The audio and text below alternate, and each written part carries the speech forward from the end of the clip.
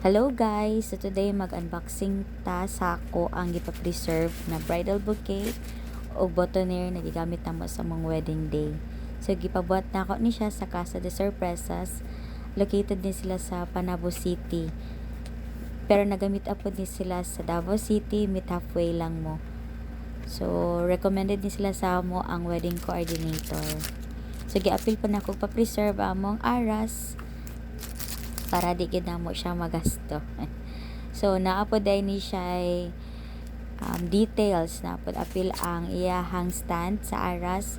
Napod siya details which is ang nakabutang is amo ang name o wedding date namo.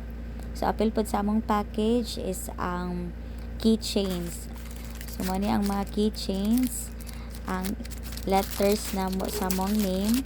Ang letter K kay ang nakabutang kay ang name sa akong husband, ug ang letter L kay ang nakabutang kay ako ang name.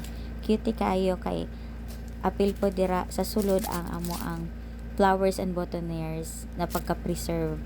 So apil po aning necklace which is ang pendant is ang design is sa amo apong flowers na gigamit sa mong bouquet o boutonniere.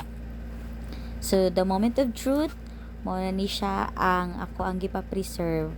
So wow good kaayo mo gipa-preserve na bouquet. Ang sa upper part ana kay mo na ang boutonniere sa akong husband.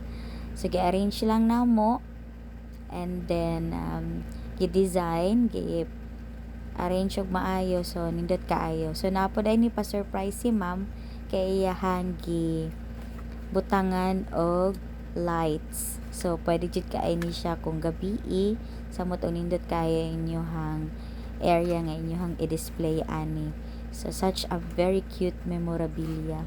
So bride to be, I would suggest nga ayaw ninyo ito sa inyohang bouquet, have it preserve kay nindot jud kaayo siya. So for more details pwede ninyo ko i-PM para sa inyong pagpapreserve sa inyong bouquet.